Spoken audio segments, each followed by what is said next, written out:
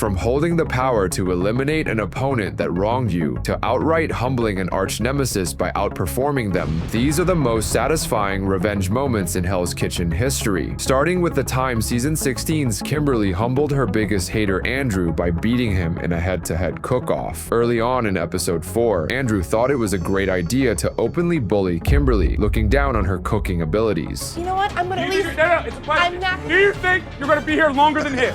It's my mission.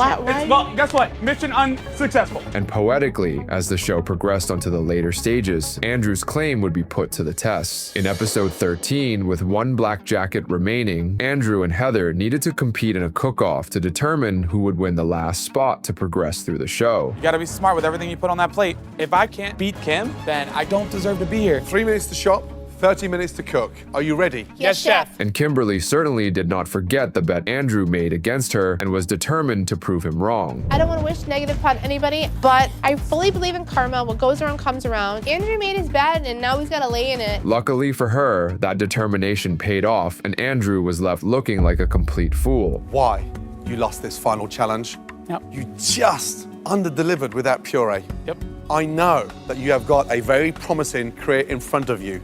Well done, young man. Give me a jacket. Your time is done in Hell's Kitchen. Similar to Kimberly, Michelle's teammates also underestimated her abilities and paid the price. During the exotic protein challenge in season 14, the red team needed to drop one dish due to having an extra team member. Unfortunately for Michelle, her dish didn't make the cut. Where's yours, T? Right here. I know T didn't taste my dish, but I tasted hers. Pretty good. You going taco? Yeah. All right, taco. Corn tea. So we went with the tacos. And she was certainly not happy with the outcome. Really disappointed right now because I feel like I've proved myself so far in this competition, and it's like everyone's ignoring that fact. And she was right to be frustrated because the decision that her team made was going to come back and bite them very soon. As it turns out, after the last dish was judged by Gordon, the blue team managed to clinch the win by just 1 point, making Gordon curious about Michelle's dish that was dropped by the red team. That was the best dish of the day. I would have given that a 5. Wow. Good job, Michelle. Wow. I'd probably give that a 5 as well. I would have given it a 5 as well. As a result, Michelle managed to narrowly escape part of the team's punishment by not having to drink a milkshake made from blended exotic meats that were used in the challenge, getting the revenge she deserves, and humbling her teammates who had to suffer through it. I'm happy.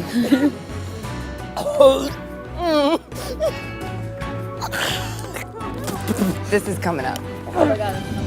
Just like Michelle, Season 7's Siobhan ran into a similar experience with her team, but this time, one person was especially responsible for singling out her dish and getting karma served to him in the most satisfying way possible. If I got Siobhan's sandwich when I was eating at a restaurant, I'd be fucking pissed, and I would fucking want my money back. I think it's the worst sandwich here. I think it is too. I think it is. I'm sorry. Yeah. It doesn't look cooked enough. But luckily for Siobhan, she was about to prove Ben wrong. Right after the last dish was tasted, the scores were tied between the two teams, making Gordon get creative. Okay, I've got to break the tie. Siobhan, let's go. Thank you, Chef. I appreciate that. That just sucks. I mean, we're gonna have to rely on her to get the job done. There's no fucking way. And Gordon's verdict shocked everyone on the team. I actually prefer that to Fran's. Thank you, Chef. Red team, you should have sent Siobhan's dish instead of Fran's. For that, blue team, you win. Not only did Ben embarrass himself, his decision jeopardized the team, and Siobhan was certainly going to be vocal about it. I am so sick of it. They think I can't fucking cook. My sandwich was better than Fran's. They didn't want to put me up there. It's their fucking fault. We lost the challenge because... However, Ben still had the audacity to confront Siobhan in the dorms, continuing to push his agenda on her. If you want to win, we gotta win as a team. We need to make sure that the best food goes up there, okay? I knew mine was one of the best. Okay, your sandwich, not good. Your dish got voted off. I would not serve that sandwich out of my kitchen. And Ben made himself look even more stupid by attempting to assert dominance. When I tell you something, it's not because I'm trying to undercut you, but you don't have the experience that I have. And if you don't know what you're doing and you just start putting stuff together and you need to ask for help, you need to do that. I'm purely confident in my decision. But Siobhan wasn't going to tolerate any of it. You need to take a step down, get off your podium, and stop being a fucking bossy bastard. Cheese, pineapple, oranges, and tuna do not go together. It went together on mine. I'm confident in what I did, and that's the end of it. Okay. And Siobhan was right to call him out because of what happened to him 4 episodes later, getting brutally shut down for attempting to assert dominance over someone else he shouldn't have. Next pickup. 2 chicken. Hey. You think for 1 minute you're gonna start fucking running this fast? You may be a fucking good cook, but you suck as a leader. And Chef Scott continued to let Ben have it. You think you can do it? No, Chef. You think you can put up with all this bullshit? No, Chef. I know you can't. Now get the fuck over there and don't ever come up to my pants and try to take my fucking place! Although Siobhan wasn't directly involved in this moment, she definitely got satisfaction from witnessing the teardown Ben received, getting her sweet revenge. Chef Scott ripped a fucking asshole, ripped my asshole this big. That totally sucked. Unlike Siobhan, Season 2's Virginia got direct revenge over a fellow teammate who wronged her earlier in the season. During service in episode 4, Sarah and Virginia needed to work together on the entrees and coordinate their timings. How close are you to the turbot and the tortellini? I'm ready. I'm waiting for your call. Can we start bringing these plates up? I'm ready. Okay. But little did Virginia know, Sarah didn't walk her dish up and straight up lied to her about it being ready. She did start cooking it, Chef. So now you want to start lying to me? I'm not lying to you, Chef. She said that she's ready when I am. This was a blatant sabotage meant to get Virginia in trouble with Gordon. You're not here as a team member, are you? Yes, I You're for am. yourself, aren't you? No, I'm not, You're Chef. here to screw the rest of them and fucking get your little ration to sit pretty. No, I'm so not. So where's the fucking turbot? And Virginia was absolutely justified in her opinions on Sarah. Sarah didn't speak up and say, Chef, I did tell her that I was ready. She should have at least spoken up and said something. Sarah's sabotage was so deceitful that Virginia doubted her own sanity. Did I misunderstand you when I heard you say you were ready whenever I am? It was tortellini. I didn't hear turbo. And Sarah's confession just revealed how despicable she really was. Chef Ramsay can't stand you right now. I don't necessarily see that as such a bad thing. But this only sweetens the satisfaction that Virginia was going to get when she got revenge against Sarah 4 episodes later. In episode 8, Virginia wins the challenge that gains her immunity from elimination, putting her through to the final 3. But due to a horrible service, she gets nominated but also starts having a meltdown out of nowhere. I have serious doubts on myself tonight. It makes me wonder, what kind of kitchen can I run if I can't even run a freaking vegetable station? I don't think I deserve to win Hell's Kitchen. To make things even more interesting, Sarah also gets nominated alongside her for elimination. But although Virginia has immunity, it's still up to her whether or not she wants to take it. I guaranteed you a place in the final 3, and I'm a man of my word. If you want to go, that is your choice. So will Virginia finally get the payback she deserves by choosing to stay and eliminating Sarah, or will she continue crashing out? Hell no, I don't want to go. Of course I don't want to go. I want to freaking stay. You want to know why? Because I fucking want to. Just like Sarah, Zach would also learn about the consequences of sabotaging your teammate during service. During episode 11 of season 11, Zach screws up the portions while plating Ray's pasta dishes. Hey, Zach, look at that and look at that. There's no lobster in this, Zach. But you should be leaving this then. Zach, make this one look just like that. I showed you what to do. Does that mean I have to fucking stand over you constantly? And that was just the beginning of Zach's mistake, as Gordon kept finding more plates that were messed up, prompting Ray to put his foot down and teach Zach a lesson. Zach, do me a favor. Fuck off for a minute, please. Take it over, you're killing me. Eat shit and die. You're making me look like an asshole. But Ray's decision to push Zach away would prove to be a huge mistake. Just a few moments later, when Ray needed help with his lobster and recruited Zach for assistance, Zach saw the opportunity to get payback. So, earlier, Chef Ray tells me to fuck off. And now I'm definitely gonna get revenge. I'm trying to sabotage him. And Zach comes up with a devious plan. I'm thinking I can fuck it up with cold sauce. I'm the last person you want to cross. This is the lesson learned the hard fucking way. To Zach's satisfaction, Ray gets called out by Gordon and humiliated. Ray, it's cold. 1 minute before you fucking when he's ready. Now, when are you two gonna wake up?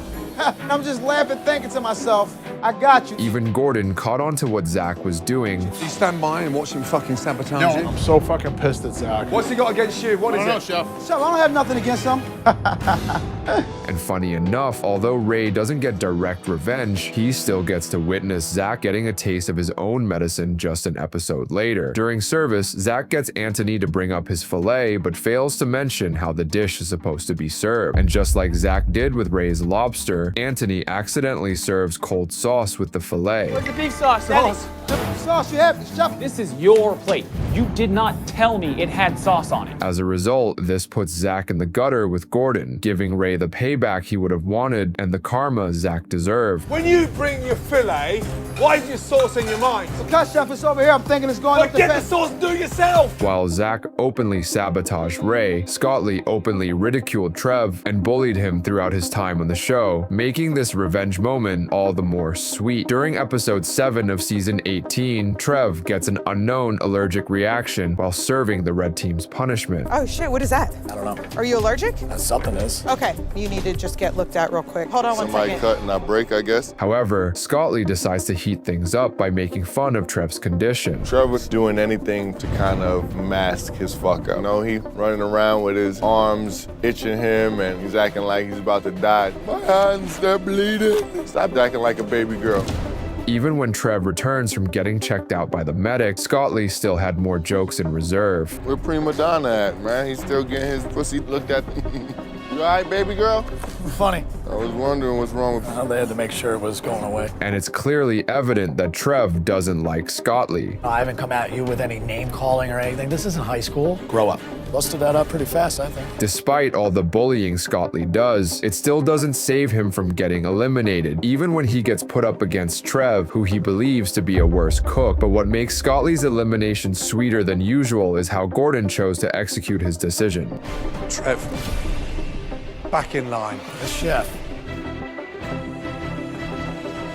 Scottley, come here, young man. And just like that, the bully was eliminated, but of course, he had to leave one last sweet message for his beloved Trev. Trevor is a bitch. He is the weakest link. That rep team is gonna fall apart now that I'm gone. Trevor, baby girl, good luck. And although it was satisfying seeing Scottley's downfall, it doesn't come nearly as close as what Season 4's Matt got to experience after getting revenge against his arch rival Ben. In Season 4, after being constantly mistreated by his teammates on the blue team, Matt finally had enough and called them out in front of everyone. Chef, I should stay in Hell's Kitchen because I was pushed and bullied off my station tonight while other members of my team is hiding behind one person. Who pushed off your section? Bobby pushed me off my section. You hid behind Bobby. Ben hides behind Bobby, not me. He took over your section. And Matt made a bold request that would change everything. I guarantee you if you put me on the red team, you'll see the failure in the blue team. You want to cook with the girls? I have no shame of working with women in the kitchen, Chef. Although Gordon allowed Matt to move to the red team, he still couldn't escape the hostility of his old teammates. You know, as far as I'm concerned, Maddie's a little bitch anyway, so let him go over there with them. They don't even know what they just inherited. Woo! Now fuck off, will you? And Ben turns up the heat even higher by confronting Matt back in the dorms. Damn, Maddie, you quick to sell somebody out up there, huh? Hey, you sold me out. You put me out there, right? You put me out there to dry?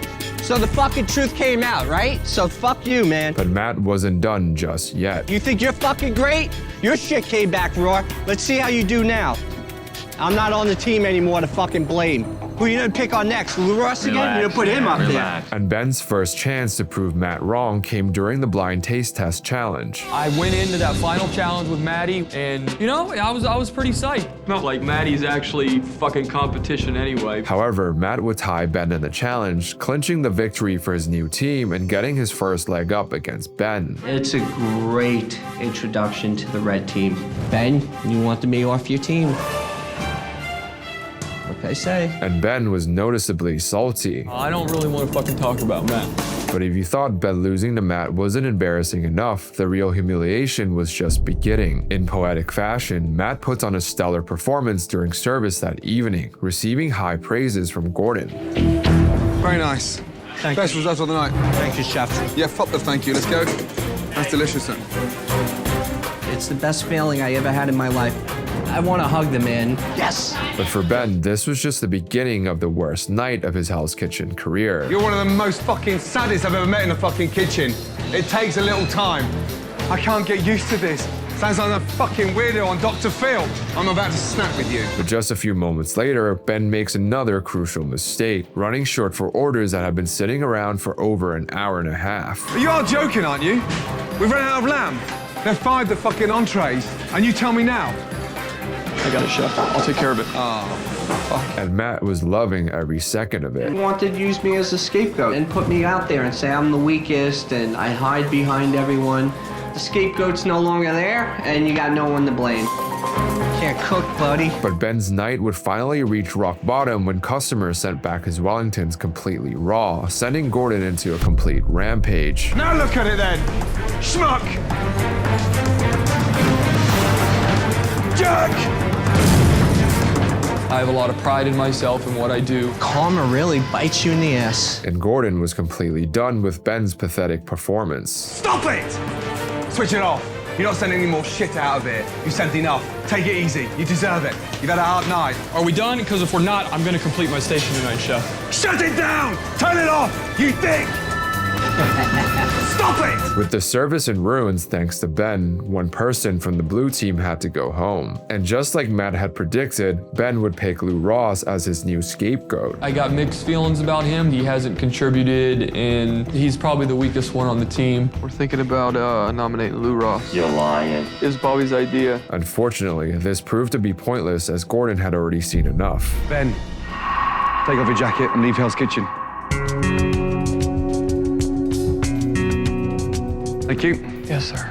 Thank you for the opportunity. You're welcome. Unlike Ben, who deserved his karma, Ralph from season 12 was unfairly sabotaged by Gabriel, though Gabriel ultimately got what he deserved with one of the worst eliminations in Hell's Kitchen history. During deliberation, the blue team unanimously decided to nominate Gabriel for elimination due to his poor service performance. Who do you think should go up? Gabriel, and I'm gonna say Scott. I'm not gonna lie to you.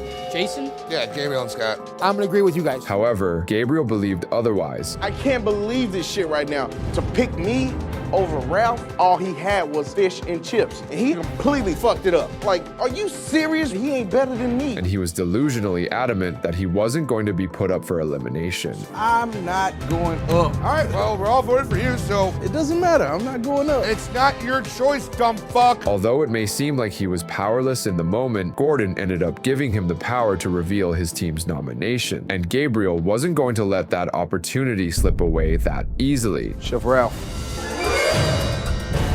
What's wrong, Jason? We actually all agreed on Gabriel.